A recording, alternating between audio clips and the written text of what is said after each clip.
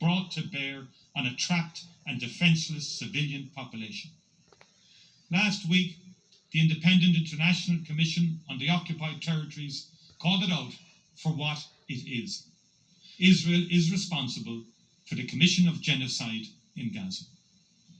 Genocide, the gravest of crimes in international law. Afterwards, he reacted to Mr. Netanyahu's speech. I don't understand how a person can go to sleep at night being responsible for such trauma, such carnage in Gaza. As I said, Hamas must be held to account for what it did, but not the entirety of the Palestinian people. So his speech in that respect was deeply, deeply disappointing, to say the least. The Taoiseach said Ireland will ban entry to individual Israeli government ministers the government accuses of fomenting the unfolding disaster in Gaza. Well, Sean is still standing by for us now in New York. Sean, who was Netanyahu's speech aimed at? Who's still listening? Because he looked pretty isolated there during that walkout.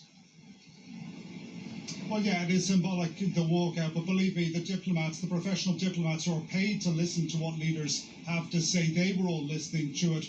But he was also talking over their heads, trying to appeal to a wider audience, particularly, as we mentioned in the report, the countries that have formally recognised a Palestinian state. That's why he wasn't speaking in Hebrew, he was speaking in a foreign language, that is to say English, very widely understood around the world, and most critically of all, an audience here in the United States, Israel's biggest and most important backer by far. It should also be noted that 4 of the 5 permanent members of the UN Security Council now support a Palestinian state. The United States is the only one that doesn't support formally the establishment of a Palestinian state. So that is a key and important audience.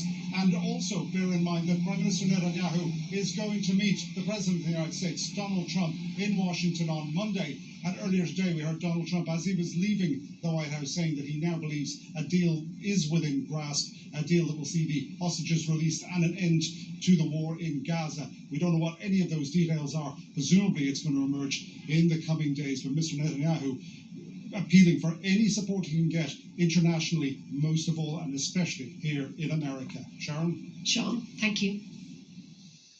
Benjamin Netanyahu is under increasing domestic pressure to end the war in Gaza and to bring home remaining hostages. Our Europe editor Tony Connolly and cameraman Bram Verbeke report now from Tel Aviv on how Mr. Netanyahu, despite his survival instincts, may be running out of options. After October 7th, Benjamin Netanyahu faced significant public anger over Israel's intelligence failures while